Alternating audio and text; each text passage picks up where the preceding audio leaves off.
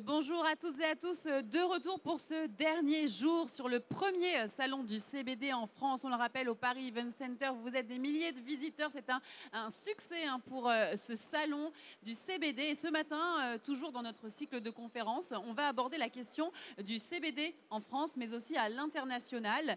Le marché du CBD, vous le savez, connaît une croissance extrêmement importante dans plusieurs pays. Dans le monde, en 2021, le marché devrait atteindre 2,7 milliards de dollars selon l'enquête de Queen's Market Insight. Le cabinet Deloitte estime que le marché mondial atteindrait 17 milliards de dollars en 2026. Donc c'est vraiment un marché en forte croissance.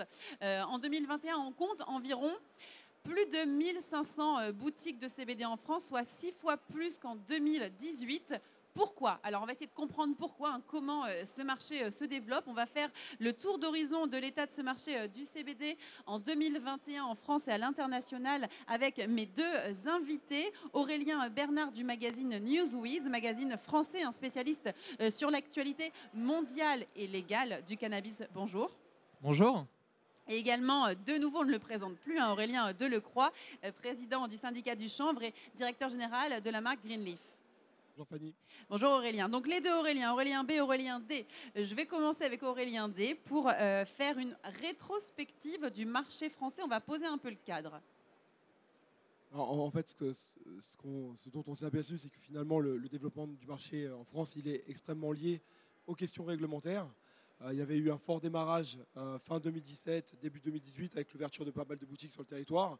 Et ce démarrage s'est trouvé stoppé net. Il y a eu un faux départ en fait, du marché en France, avec cette note de la Mildeca en juin 2018 et un nombre de contentieux judiciaires énormes par la suite, qui ont fait que la centaine de boutiques qui s'étaient ouvertes sur le territoire s'est retrouvée en fin d'année 2018, début d'année 2019, restreint à une vingtaine de boutiques, soit parce que les gens avaient peur, soit parce qu'il y avait eu des contentieux qui les avaient obligés à fermer leurs boutiques. Ce qu'il faut dire aussi, c'est que finalement, le démarrage du marché, il est venu par les CBD shops. C'est eux qui ont été le vecteur de l'innovation.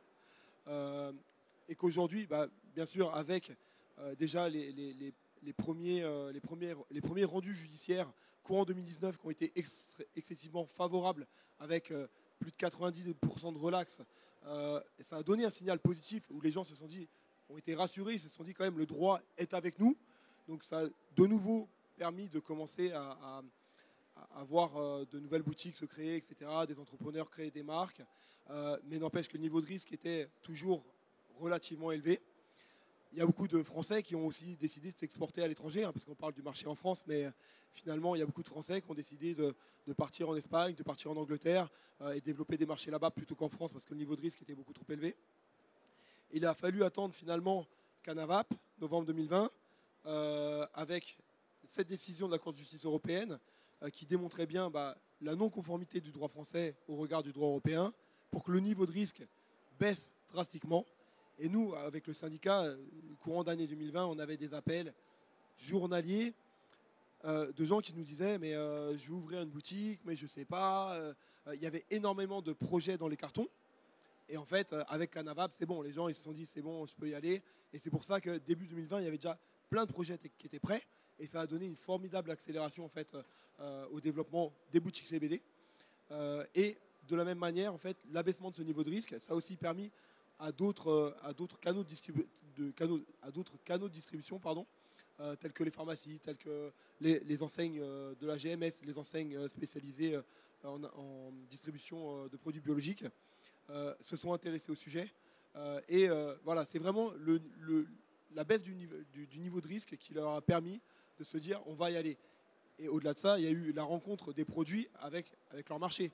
Au début, tout le monde percevait un peu ces produits-là comme des produits liés à un marché niche, c'est-à-dire aux fumeurs de cannabis. Les fumeurs de cannabis étaient forcément les plus sensibles, les plus informés, parce qu'on parle quand même d'un cannabinoïde. Alors, il ne s'agit pas du THC, mais du CBD. Mais enfin, moi, en 2017, 2016, 2017, les premiers copains qui m'en ont parlé, c'était des fumeurs de cannabis. Clairement, moi, je l'ai découvert aussi par un autre biais, par le biais du sport, etc. Mais c'est hyper minoritaire. Les gens qui étaient les plus informés, c'était quand même les gens qui fumaient. Et donc maintenant, en fait, les gens se sont rendus compte que non, ce n'était pas uniquement pour les fumeurs, que ça s'adressait à monsieur et madame tout le monde. Petit exemple bête, mais moi quand j'ai commencé à en parler à mes parents, ils m'ont dit ah, tu vas recommencer à fumer des joints comme quand tu étais ado. Je dis non, non, c'est autre chose, je vais vous montrer, je vais vous expliquer. Et finalement, ça les a conquis et mes parents sont les premiers utilisateurs de CBD. Mon père parce que c'est quelqu'un de stressé, ma mère parce qu'elle a des difficultés un petit peu à dormir, sans que ça soit des malades, hein, sans que ça soit des pathologies. Et c'est comme ça que le marché s'est vraiment ouvert au plus grand nombre. Et aujourd'hui, ce qu'il faut comprendre, c'est qu'il y a encore de la place pour tout le monde. La GMS a commencé à distribuer des produits. C'est un très bon signal pour le développement du secteur parce que quand on a la GMS avec nous, d'un point de vue réglementaire, il y a des chances, voilà, c'est plus facile de faire bouger les choses parce qu'on va pouvoir aussi dire aux autorités, regardez, en fait, aujourd'hui, chez Carrefour, c'est 100 millions d'euros qui ont été générés. Donc voilà. On a aussi effectivement les buralistes qui ont commencé à distribuer massivement le produit depuis l'année dernière, enfin depuis surtout cette année, on est à 8000 points de vente, même si la Confédération des buralistes aujourd'hui fait marche arrière, et c'est bien dommage parce que même si on sait que tout le monde n'est pas forcément d'accord pour que ces produits soient distribués en bureau de tabac, la réalité c'est que la Confédération des buralistes aurait pu peser dans ce jeu de négociation avec les autorités, et le fait qu'aujourd'hui comment dire, ils fassent, en gros, ils s'aplatissent, j'ai plus le terme, c'est la fatigue, mais en gros, ils font comme si le projet d'arrêté leur convenait, alors qu'en fait, ils se tirent une balle dans le pied, enfin, ils tirent contre leur camp, clairement, parce qu'aujourd'hui, ce qui est important pour les buralistes, c'est la fleur, le produit qui marche, c'est la fleur chez eux, c'est beaucoup moins la vape ou les huiles.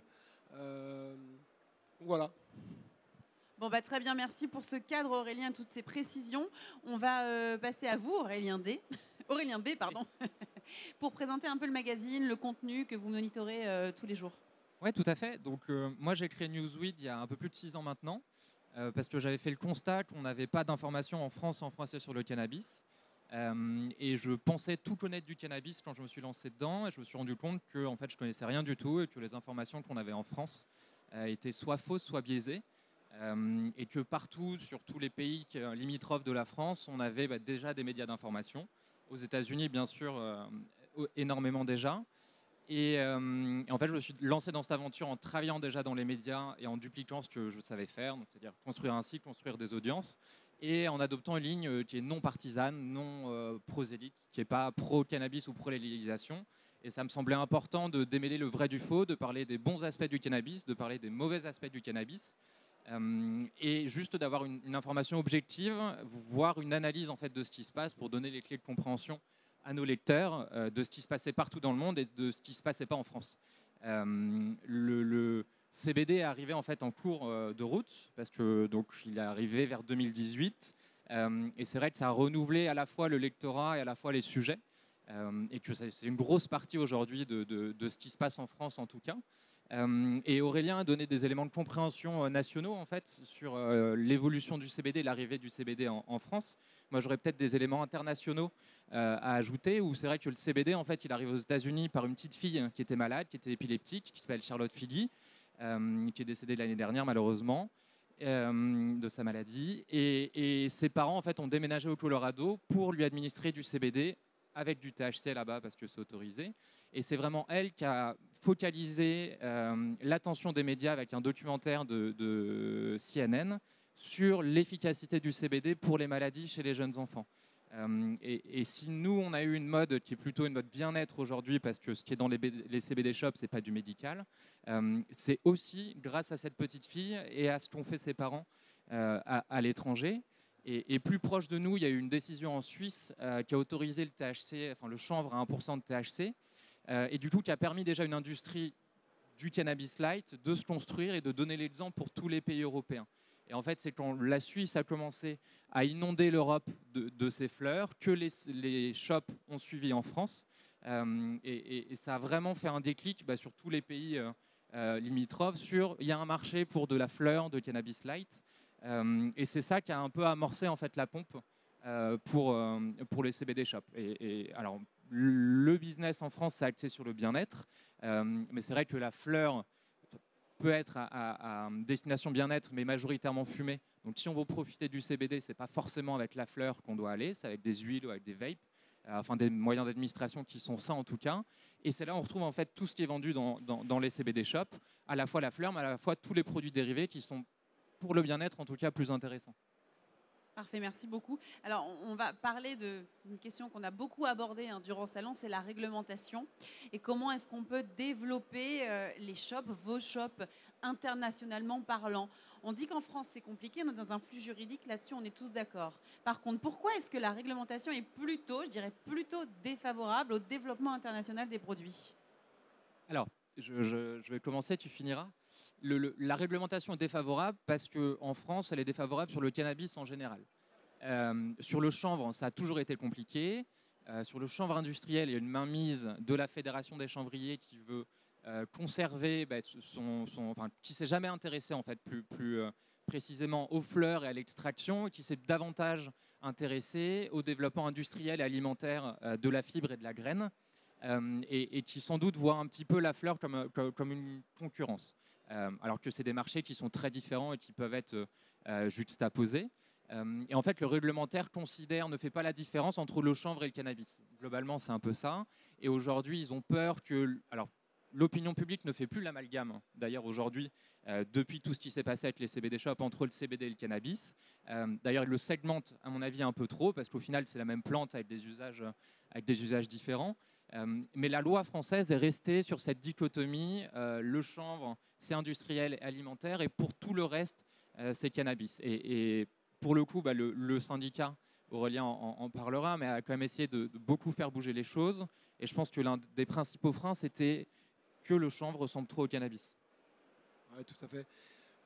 Tu parlais effectivement de l'interprofession, et de là vient beaucoup de blocage. Il faut savoir que l'interprofession ne s'est même pas intéressée à la graine en fait. Ils sont vraiment positionnés sur la fibre. Moi, ma boîte, je l'ai montée parce que je trouvais que la graine était un super aliment formidable à développer et que justement l'interprofession ne s'y était jamais intéressée.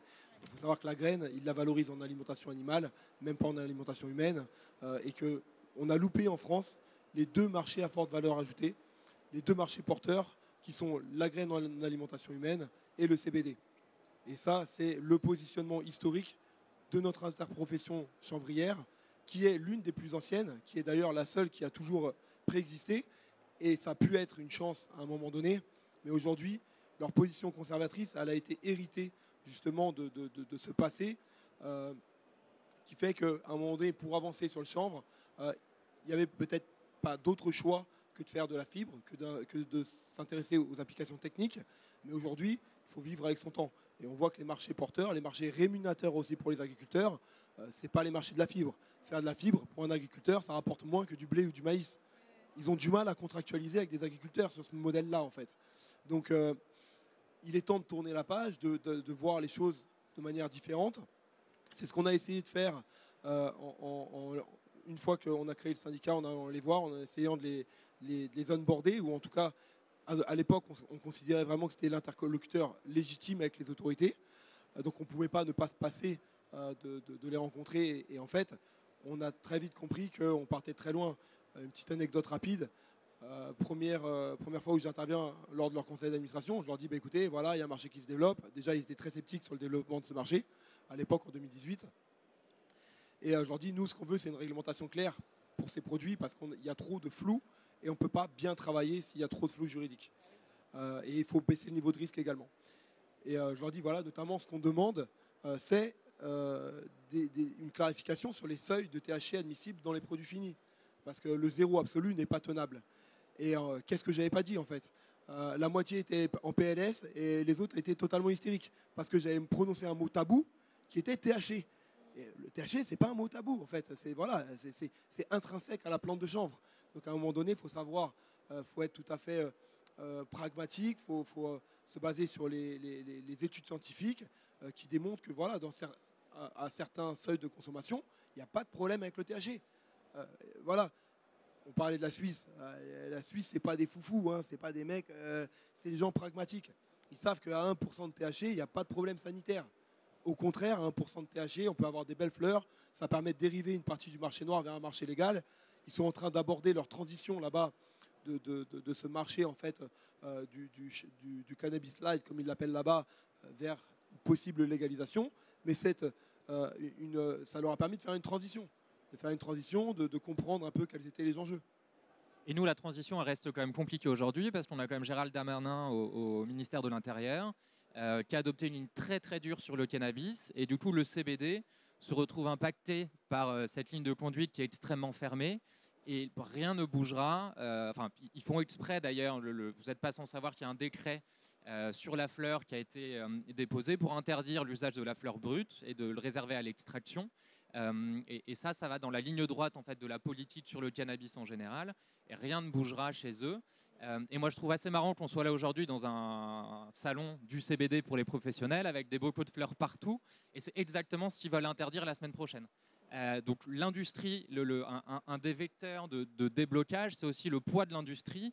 Et ce que tout le monde est en train de faire ici, de développer des boîtes et de commencer à engranger des millions et des millions, il faut aussi que ça serve derrière pour faire un contrepoids et peser à la fois dans les négociations, dans le discours, et juste en faire de rendre compte que les centaines de millions qui sont développés par l'industrie du CBD, c'est pas rien, ça fait des emplois, c'est générateur de richesse, c'est générateur de bien-être aussi. Oui. On parle de la valorisation des extraits de chanvre estimés au marché français de CBD à 1 milliard d'euros. Oui, tout à fait. Donc si on valorise la fleur, si on passe à côté de ça, les politiques savent qu'on perd la moitié du marché. Voilà, donc pourquoi la France encore est si bloquée? Qu'est-ce qu'il faudrait faire là? Des recours en justice, c'est ce qui est en train de se passer? Il y a les recours en justice qui, de toute façon, arriveront, même si le décret français passe. Il y a déjà tout qui est prévu derrière pour l'attaquer. En fait, le plus simple, ce serait une réglementation européenne. Oui. Et c'est en même temps très compliqué parce qu'il faut que 21 pays se mettent d'accord. Mais l'harmonisation à aller chercher, ce serait le Graal un petit peu. Aujourd'hui, d'ailleurs, on est très en retard en France sur les lois autour du chanvre parce qu'il y a beaucoup de pays qui sont déjà passés à 0,3, d'autres à 0,5, à 0,6. La République tchèque et la Pologne sont en train de passer à 1%. Avec la décision Canavape et la libre circulation des marchandises, qui dit quand même qu'un produit qui est produit légalement dans un pays a le droit de circuler. C'est-à-dire qu'on pourrait avoir en France des produits légaux à 1%, mais qui ne seraient pas légaux parce qu'on serait limité à 0,2. Donc on re-rentre encore dans un casse-tête infini. Donc une harmonisation européenne serait bien sûr le Graal pour libéraliser tout ça. Et en fait, la clé de réussite pour moi, elle tient au marché et au business. C'est-à-dire c'est eux qui tiennent la réglementation et qui vont finir par dire aux politiques, écoutez, on sait qu'on est dans notre droit et c'est ce qui se passe depuis 2018 de toute façon, avec malheureusement des entrepreneurs dont la vie est gâchée, qui font des gardes à vue, qui vont en procès, qui perdent tout, mais c'est comme ça et c'est le business qui tient un peu le politique. À mon sens, c'est la clé de réussite. Et pour en revenir effectivement à la répartition en termes de typologie de produits du marché, en gros, les extraits, nous, on les estime à peu près à 700 millions. Donc le marché des extraits, c'est la cosmétique, la vape, et les compléments alimentaires. Donc les 700 millions seraient répartis sur ces trois typologies de produits-là. Il y a environ 300 millions d'euros qui seraient le marché des infusions, donc des fleurs de chanvre en mélange de plantes, qui serait aussi interdit avec ce nouvel arrêté. Et on a à peu près 1 milliard qui serait généré si la fleur à fumer pouvait être bien réglementée. Possiblement, on pourrait aller au-delà de ce milliard si on avait un marché à 1%, j'en suis à peu près persuadé. Nous, on a fait le tour de nos adhérents. On a pas mal d'adhérents qui distribuent beaucoup du coup en CBD shop, en tabac, etc. Aujourd'hui, cette année, en 2021, sans avoir une réglementation aboutie sur ce sujet, le chiffre devrait être entre 350 et 400 millions d'euros générés par la fleur. C'est énorme déjà. C'est un marché énorme. On est aussi les plus gros fumeurs de cannabis. Et moi, on a tous des amis qui fument, etc. Au début, qui étaient un peu sceptiques. Et parce qu'ils avancent en âge, parce qu'ils deviennent pères de famille, parce qu'ils en ont un peu marre des effets secondaires du THC, parce qu'ils en ont aussi marre d'aller acheter leur cannabis dans des endroits qui sont un peu glauques, voilà. Ils se tournent aussi vers un marché qui est légal. Aujourd'hui, ils le disent, la qualité n'est pas encore tout à fait là, parce qu'avec du 0,2, c'est compliqué. On sait bien que les fleurs sont souvent obligées d'être washées, c'est-à-dire d'avoir un process pour retirer une partie du THC, mais en retirant une partie du THC, on retire aussi une partie des cannabinoïdes, une partie des terpènes. Donc on n'a pas la qualité nécessaire pour vraiment avoir un vrai développement de ce marché. Mais nous, on est persuadés que, notamment sur l'axe politique de Darmanin, lutte contre les trafics et lutte contre la consommation de stupes, qui est plutôt l'angle de la 1000DK, qui nous cause quand même bien des soucis depuis longtemps, qui est le côté administration, du coup, qui n'est pas le côté politique. Ils font fausse route. Aujourd'hui, il n'y a pas la lutte contre les trafics, on sait que ça ne marche pas. Il faut être très clair, ça ne marche pas. Donc là, on a une solution non répressive de lutte contre les trafics. Parce que ça vient dériver une partie des clients du marché illégal vers un marché légal. Et on en rediscutera avec mon ami. On en discutera, oui. Dans une prochaine conférence, ça vous intéresse, ce sujet sera abordé beaucoup plus précisément. Oui. On parlera de la Suisse aussi, notamment. Et sur la valorisation, ce qui est marrant, c'est qu'on a déjà des chiffres qui montent à des centaines de millions. Et pour moi, c'est un marché qui n'existe pas pour l'instant, parce qu'on n'a pas de culture, on n'a pas de transformation en France. Le jour où on aura de la culture de chanvre à destination des fleurs et d'extraction, là, on parlera d'un vrai marché structuré. Il y en a un petit peu. C'est marginal encore. Ça a commencé cette année sur la fleur. C'est vrai qu'il y a de plus en plus de chanvriers qui ont fait des cultures tests cette année. Alors, il y en a qui en font depuis un peu plus longtemps, mais avec des quantités très réduites. Cette année, il y a des gens qui ont pris des risques un petit peu pour faire de la fleur française, mais il n'y a pas de régulation autour de ça. Le jour où on a une régulation, une autorisation pour les agriculteurs de faire ça, ou pour tout un chacun d'ailleurs, on aura un vrai marché. Et même si c'est marginal, je me permets de dire qu'il y en avait, parce que justement, c'est leur rendre justice, parce que des gens comme Joanie Chatou, des gens comme Tristan Cloarec, qui sont persuadés qu'ils vont dans la bonne direction et qui, malgré les risques, ont décidé d'entreprendre sur ce marché, franchement, c'est chapeau. Oui, ça c'est certain, c'est bien de le préciser aussi. Je voudrais revenir en fait sur un marché qui existe déjà, parce que tout à l'heure je disais qu'il y avait à peu près 1700 points de vente, etc. On a une distribution aussi ailleurs, puisqu'on sait qu'on a 3000 pharmacies quand même qui vendent des produits à base de CBD. On a 1000 grandes surfaces et 1500, 1600, 1600, c'est environ 1700, jusqu'à 1700 on parle aujourd'hui de CBD shop, donc c'est une grande partie, on a plus de 5000 points de vente. Et on voit aujourd'hui que le premier débouché, ce serait potentiellement quand même les compléments alimentaires. C'est ça qui pourrait avoir un avenir facile maintenant autorisé. Est-ce que ce serait ça pour les vendeurs là, de CBD shop, etc. Est-ce qu'il faut se mettre plutôt vers ces compléments alimentaires? Alors, le seul problème, c'est qu'avec ce projet d'arrêté, il y a eu une clarification qui a été amenée dans la note de la MILDK qui dit qu'en fait les extraits de chanvre en alimentaire sont novel food. Qu'est-ce que c'est que novel food? Je ne sais pas si ça parle à tout le monde.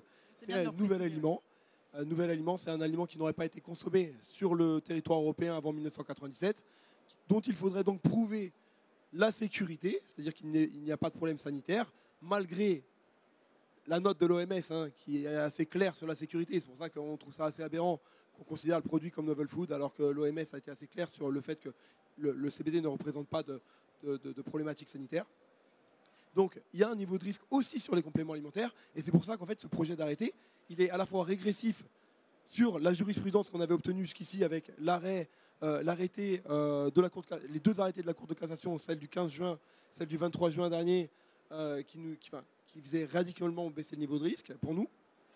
Et en plus de ça, ils annoncent que la France suivra la recommandation, parce que ce n'est qu'une recommandation, le catalogue Novel Food, ce n'est qu'une recommandation, et ça implique que si vous êtes entrepreneur et que vous voulez mettre sur le marché un complément alimentaire qui comporte des extraits de chanvre, vous devriez normalement faire un dépôt de dossier de sécurité à l'EFSA, European Food Safety Agency, donc l'agence de sécurité des aliments européenne. Ces dossiers-là, pour mettre un produit sur le marché, un produit, alors je ne vous parle même pas si vous avez une gamme de 12 références, un produit, c'est entre 200 et 300 000 euros que ça coûte pour constituer ce dossier. Et c'est 2 ans d'études par l'EFSA.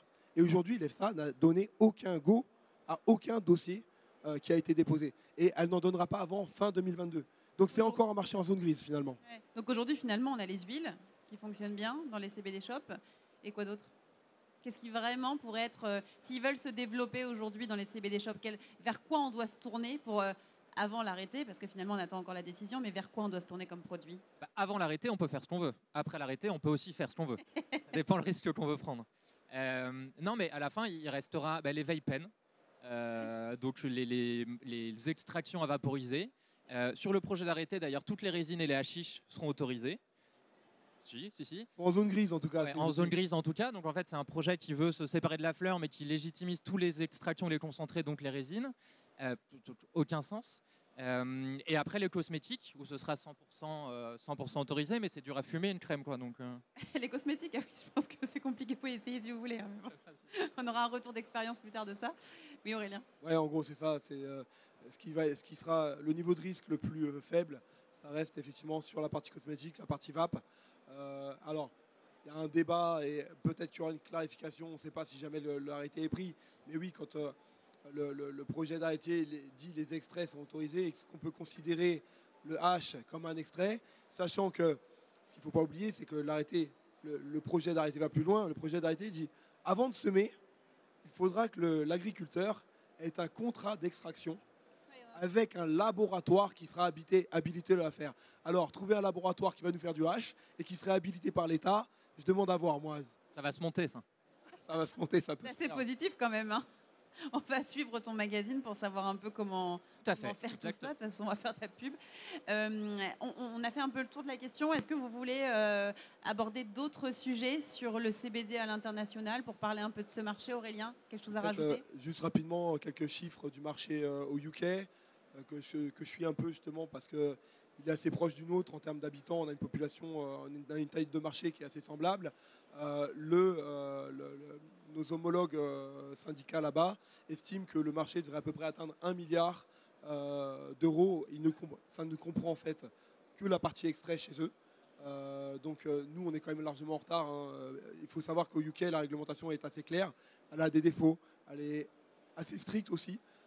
Mais au moins, les gens connaissent les règles du jeu. Donc c'est quand même beaucoup plus simple de bien faire les choses. Et le marché se développe très bien. Moi, j'étais allé en Angleterre en 2019. Vous alliez chez Planète Organique, qui est l'équivalent de notre Biocop chez nous. Vous aviez un rayon dédié au CBD. Vous aviez des produits CBD à la caisse. Je veux dire, vous aviez un peu de tout, du chocolat au CBD, des trucs. Nous, on a quand même 2 ans de retard sur ce marché-là. Donc, on voit bien qu'on a accumulé du retard, notamment à cause de cette problématique de réglementation. On espérait que, avec ce projet d'arrêté, ça nous permettrait de rattraper notre retard. On voit qu'on nous met encore des bâtons dans les roues. On ne lâchera pas l'affaire. Il faut être très clair. On marche sur la tête en France. Donc, nous, on a une approche qui est pragmatique, qui n'est pas idéologique, contrairement aux autorités. Et c'est la seule chose qui, à mon sens, va pouvoir permettre de débloquer le marché. Être pragmatique, mettre sur le marché des produits qui soient sûrs. Je le répète, mais c'est ça aussi qui est important pour ce marché. Assurer aux consommateurs un produit qui soit le plus tracé, un produit de qualité, même si c'est compliqué, hein, on le sait tous aujourd'hui, c'est extrêmement compliqué de jouer avec des règles qui n'existent pas. Mais voilà, c'est ma recommandation, c'est si vous voulez vous baquer, n'hésitez pas, ça demande du pognon, je vais parler crûment, mais faites des études, faites faire des études à des cabinets en expertise toxicologique, faites toutes les analyses qu'il faut pour, voilà, si on vient vous chercher sur le qualité réglementaire, il n'y en a pas, il n'y a pas de réglementation, donc vous pourrez dire, moi, ce que j'ai fait en sorte de proposer un produit qui est sûr pour le consommateur, c'est ça qui est important aussi aujourd'hui. Parfait, merci. Aurélien? Sur l'international et le CBD, surtout en Europe, c'est assez passionnant. Moi, je croyais qu'au début, le CBD, ça marchait bien en France parce qu'on avait la réglementation la plus ferme sur le cannabis et que du coup, les gens se déportaient plus facilement sur ça, alors que chez nos voisins, ils ont tous plus ou moins dépénalisé et ont un accès légal au cannabis. Et du coup, ça les intéressait moins. En fait, ce qu'on voit, c'est que même quand l'accès est facilité au cannabis, le CBD va quand même se développer, à la fois en fleurs et à la fois sur les produits dérivés. Alors sur les fleurs, ça vise vraiment le public de fumeurs, de cannabis qui se déportent du THC vers le CBD momentanément ou à terme. Et sur les produits dérivés au CBD, sur les gens, pour le coup, et là c'est l'immensité, il n'y a pas de raison qu'il y en ait plus dans un pays ou dans un autre, mais qui va venir soulager, enfin vraiment chercher les effets du CBD et soulager les anxiétés, les insomnies, les inflammations, enfin tout ce sur quoi le CBD se développe. Et si ça marche terriblement en France, ça marche aussi terriblement dans tous les autres pays. La seule chose qu'il n'y a pas la France pour l'instant, c'est la culture. Donc on voit la Suisse qui a déjà pris beaucoup d'avance sur ça. Là, cette année, les 2 dernières années sur Italie, Espagne, Portugal, République tchèque, et puis après des fleurs qui viennent d'un peu plus loin. On est en train de prendre un retard terrible sur ça. Et on a en même temps un réseau de distribution qui est beaucoup plus structuré que dans d'autres pays. C'est assez contradictoire par rapport à ce qu'on voit. En Allemagne, il y a aussi pas mal de répression. Je ne crois pas qu'il y ait autant de shops. Par contre, sur Internet, ça vend beaucoup. Et c'est largement accessible. Au UK aussi, on trouve de la fleur CBD, même si ce n'est pas dans les clous. Il y a la zone grise, mais on trouve aussi des cannabis clubs là-bas, donc ça peut expliquer une certaine forme de tolérance en fait, des autorités qui préfèrent voir les gens dans des magasins et dans des cannabis clubs qu'au four et acheter sur Internet, sur le darknet. nous, la France est à la fois très pragmatique, à la fois pas pragmatique du tout. Elle essaye d'éviter des effets de bord entre cannabis et CBD, mais au final, le business se développe. Sur Internet, on dit 1700 CBD shops, mais sur Internet, il y a 10 fois plus de sites qui vendent de la fleur. On n'a aucune traçabilité, on ne sait pas d'où ça vient, on ne sait pas ce qu'il y a dedans, il n'y a pas d'analyse, on ne voit pas le produit avant de le recevoir. Donc en fait, en termes de santé publique, on est en train de faire exactement l'inverse de ce qu'on voudrait faire à la base. Il faut rajouter de la traçabilité pour assurer la qualité, ça c'est certain. Tout à fait. Et en Italie, en fait, ils commencent à le faire sur le chanvre. En Espagne, c'est un peu ghetto youth, ça part un peu n'importe comment, mais ça va se structurer au fur et à mesure. Et en France, on a tout ce qu'il faut, on a tous les outils pour assurer une traçabilité et une réglementation qui protège à la fois le producteur, l'extracteur et le consommateur. Mais comme on dit, manque de volonté et une ligne très très dure sur le cannabis qui empiète sur l'évolution d'un sujet qui est un sujet bien-être. Enfin, oui, tout à fait. Oui. Ouais, je voudrais juste ajouter que je ne sais pas si vous avez eu l'occasion de lire le dossier de 60 millions de consommateurs sur les produits CBD. Moi, j'avais eu l'occasion de discuter avec la journaliste qui m'avait dit elle s'attendait à trouver vraiment du grand n'importe quoi sur un marché non régulé comme celui-là et qu'elle avait été excessivement étonnée par le fait que finalement, il y avait assez peu. C'était quand même assez marginal, les problématiques qu'on aurait pu trouver, des problématiques d'étiquetage, des problématiques de taux qui n'auraient pas été respectées. Elle m'avait dit, en fait, les gens quand même essayent de bien faire les choses. Et c'est quand même, enfin, faut le dire, il y a forcément des acteurs qui se plantent, on fait tous plus ou moins bien les choses, mais globalement, elle m'a dit, j'étais excessivement étonné de voir qu'il y avait très très peu d'irrégularités pour un secteur qui fonctionne sans règles. Et le deuxième truc sur lequel je voulais rebondir, c'est qu'on parlait de l'Europe. L'Europe, pour l'instant, nous a sauvés avec Canavap. Sur la fleur, on sait qu'ils travaillent sur le sujet. On ne sait pas dans quel sens ils veulent aller. Possiblement, l'Europe pourrait ne pas aller dans notre sens. Il ne faut pas oublier qu'en juin 2020, l'Europe avait fait une proposition préliminaire de classer les extraits de chanvre comme stupéfiants. Je ne sais pas si vous vous en souvenez, on avait eu tous très peur. Et finalement, Canavap nous avait sauvés. Et c'est encore la France qui a agi au niveau de l'Union européenne via 2 groupes de travail de la Commission européenne qui sont l'Horizontal Drug Group, l'HDG, et le MCDDA, dans lequel la France est très présente, lead ces 2 groupes de travail et a fait remonter à la DG Home, donc en gros l'équivalent du ministère de l'Intérieur au niveau de l'Union européenne, des propositions pour classer les extraits de chanvre comme stupéfiants. Merci la France. On voit bien que la France essaye de nous mettre des bâtons dans les roues par tous les moyens, y compris en passant par le niveau européen. Et en discutant un petit peu avec Lorenza Romanes, qui est la directrice générale de l'EIHA, donc qui est l'interprofession au niveau européen, la Fédération des chanvriers européens, elle me dit qu'aujourd'hui, on ne sait pas trop, on a très peu d'informations sur comment la manière dont l'Europe envisage d'avancer sur la position de la fleur, mais ils y travaillent. Et vu la manière dont la France avait réussi à pousser ses positions, s'il se passe la même chose, le problème c'est que ces 2 groupes de travail sont éminemment opaques, donc c'est très dur d'avoir de l'info. Si ça avance de la même manière avec la France qui lead un certain nombre de positions, ça risque de ne pas être bon pour nous. Oui, ça c'est sûr. Bon, merci pour toutes ces... Restez positif, je suis désolé, moi je préfère dire la réalité des choses. Aurélien, il plombe le truc depuis... À chaque fois, je plombe le moral de tout le monde, j'en suis désolé, mais il faut avoir conscience de tous ces enjeux. Voilà, c'est ça, il faut aussi parler de ce qui se passe réellement. Et on a des opportunités, on sait que ce n'est pas terminé de toute façon, on garde un peu le positivisme, quoi. On va voir une question aussi qui est venue de la part du public, je vais vous la poser à tous les deux. On nous demande, pouvons-nous espérer une harmonisation de la réglementation par les instances européennes? Je voudrais juste vous rappeler aussi que si vous voulez poser plus de questions, vous avez les QR codes pour poser des questions, parce qu'en raison du Covid, on ne peut pas vous passer les micros en fait. Donc vous scannez le QR code, vous envoyez vos questions, on les pose aux intervenants. Voilà, donc cette réponse, qui veut prendre la parole là-dessus?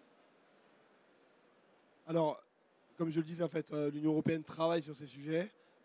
Ils n'ont pas forcément des positions qui nous sont toujours favorables. Là, on voit, en novembre, va être adopté par l'Union européenne un taux de THC possible dans les produits issus de la graine de chanvre. Il faut savoir que même dans les produits issus de la graine de chanvre, on retrouve des traces de THC. Et aujourd'hui, les recommandations qui avaient été faites, les propositions qui avaient été faites et qui vont sans doute être entérinées par la Commission européenne sont totalement déconnectées de la réalité. C'est-à-dire que pour de l'huile de chanvre, de l'huile alimentaire de graines de chanvre, pour de la farine de chanvre, les traces admissibles vont se compter en ppm, c'est-à-dire en parties par million, c'est-à-dire du 0,000 quelque chose. C'est totalement absurde. Il faut rappeler aussi que ces calculs-là, pourquoi ils en arrivent à des ppm, alors c'est un peu technique, je m'excuse, mais la NOEL, c'est-à-dire la Non-Observable Effect Lowest, c'est-à-dire la dose observable, la plus petite dose avec laquelle on va avoir des effets observables sur le THC, a été définie sur une étude qui remonte à plus de 30 ans, tu me dis si je me trompe, qui a été faite sur des patients, enfin des malades du sida, qui avaient forcément des effets secondaires liés au sida. Donc je ne sais même pas comment cette étude a pu être menée et pourquoi elle a été menée comme ça. Mais très clairement, ça ne fait aucun sens d'essayer de mesurer les effets secondaires du THC sur des gens qui ont déjà des effets secondaires liés à une pathologie. C'est totalement absurde. Le IHA que je nommais est en train de faire des études scientifiques très poussées, des tests cliniques très poussés, pour démontrer qu'en fait, cette NOEL est totalement biaisée, fausse, et qu'en fait, on pourrait largement l'augmenter. Et pour la petite histoire, aujourd'hui, on a des taux, des normes de sécurité sur le THC qui sont plus faibles que sur des produits mortels comme la nicotine, qui a aussi, en fait, le THC est considéré comme un contaminant en alimentaire dans ce cadre-là. La nicotine, le mercure, tout ça ont des taux de contaminants acceptables plus élevés que le THC qui n'a jamais tué personne. Enfin, je veux dire, c'est un non-sens total. Et la norme de sécurité qui est appliquée au THC en alimentaire, elle est 3 fois supérieure à la norme de sécurité qui est appliquée sur d'autres molécules bien plus dangereuses. Donc il y a de l'idéologie forcément derrière, c'est pas possible autrement. Oui. Et sur l'harmonisation, oui, c'est souhaitable. Après, on le voit sur les taux de THC qui devraient être relevés à 0,3% dans le chanvre. En fait, les États membres ont aussi la liberté de mettre en place des taux de THC nationaux. La seule chose que ça coupe, c'est les aides de la PAC, de la politique agricole commune. Quand on dépasse les 0,3%, en tout cas le cap fixé par l'Europe, mais l'Italie l'a fait à 0,6% si je ne dis pas de bêtises. Donc c'est possible aussi. Les États membres, l'harmonisation elle est souhaitable, les États membres ont tout le pouvoir en fait de réguler le national. Et ce qui arrive quasiment après une situation de monopole, ce qui est intéressant d'ailleurs pour le marché, c'est-à-dire qu'on a un marché, s'il a un marché à 0,6% ou 1%, on ne va pas importer des fleurs ou du chanvre à 0,2%, on va rester sur... Et du coup, c'est un cercle vertueux qu'on met en place, quoi. Très bien. Oui. Et encore pour la petite histoire, donc l'Europe va passer à 0,3. Le seul pays européen qui s'est opposé au passage à 0,3, c'est encore la France. Ben, je suis désolé, mais on est vraiment mauvais sur ce sujet. Et on est aussi mauvais parce que l'interprofession défend MPIT, qui est le semencier qui a un quasi-monopole sur les semences, et qui veut rester à 0,2 pour une question justement de monopole. En passant à 0,3, ça va ouvrir une barrière, ça va permettre à beaucoup d'autres semenciers d'arriver sur le marché avec d'autres génétiques. Et en fait, eux veulent garder, alors à la fois pour des raisons idéologiques, parce que pour l'interprofession du chanvre, le THC c'est le mal, c'est le diable. Ils n'ont pas une approche pragmatique du sujet. Et en plus, parce qu'il y a une question de barrière à l'entrée pour des nouveaux entrants. Donc en fait, eux veulent vraiment... Ils ont payé une agence en affaires publiques des dizaines de milliers d'euros pour faire du lobbying au niveau européen pour empêcher le passage à 0,3. Voilà. Oui, ça va être très très loin, c'est sûr, pour ce blocus. Une question qui intéresse énormément les personnes qui sont sur ce salon, c'est quoi la probabilité que le décret soit adopté? Est-ce qu'on a une idée ou pas? Je pense que c'est compliqué de répondre à cette question quand même.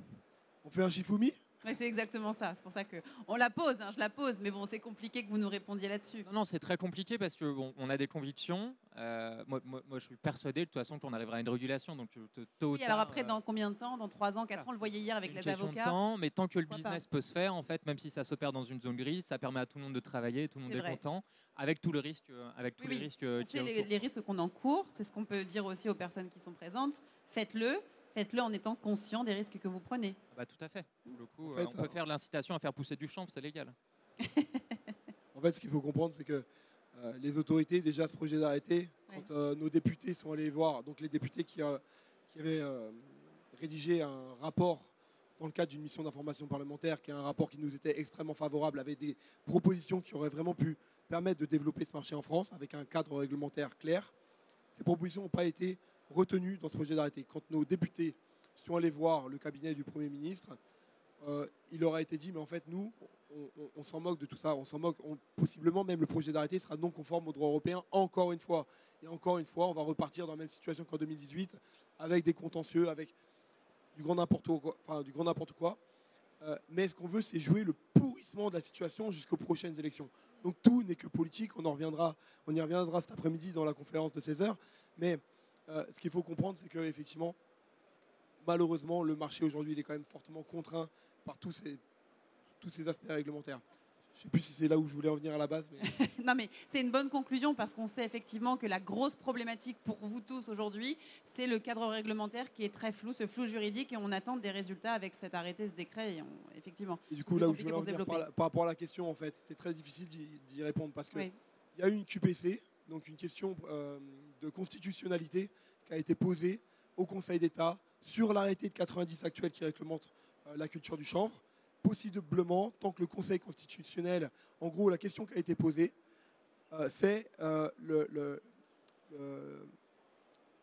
infraction, pas une infraction, le terme m'échappe, mais une barrière à la liberté d'entreprendre.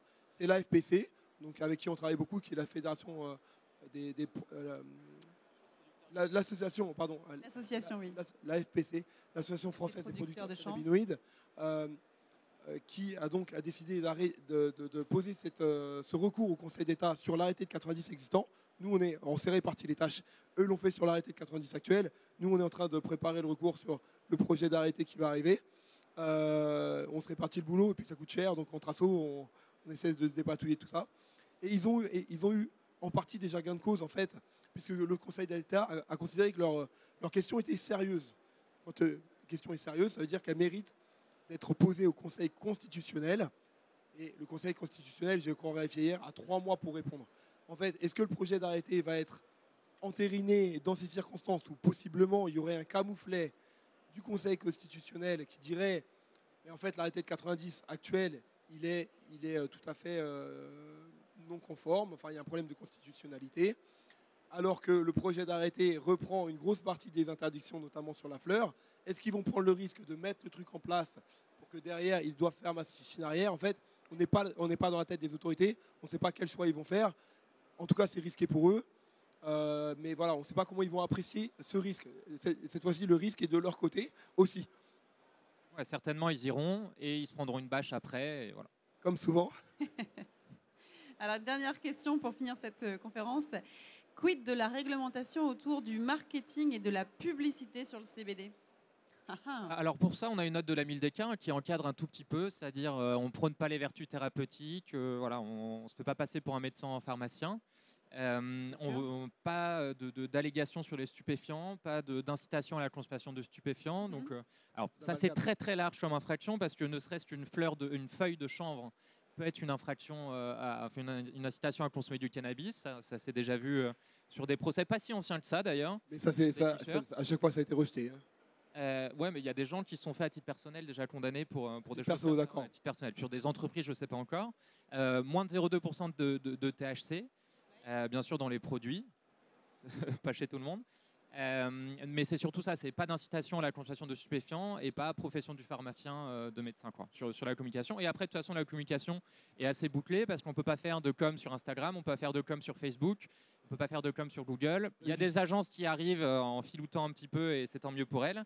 Mais c'est toujours en prenant des chemins de travers, donc on n'est vraiment pas dans les clous, on peut se faire sauter les comptes pub. En fait, finalement. Et en fait, après, voilà, ça passe par la communauté, par la micro-influence ou l'influence, par des canaux qui existent déjà et qui sont assez chers à mettre en place, et le référencement, et ça on le voit parce que tous les shops en ligne, pour le coup, c'est un gros sujet de dépense chez eux. On a des passages télé sur le CBD, on a des émissions. Tout à fait.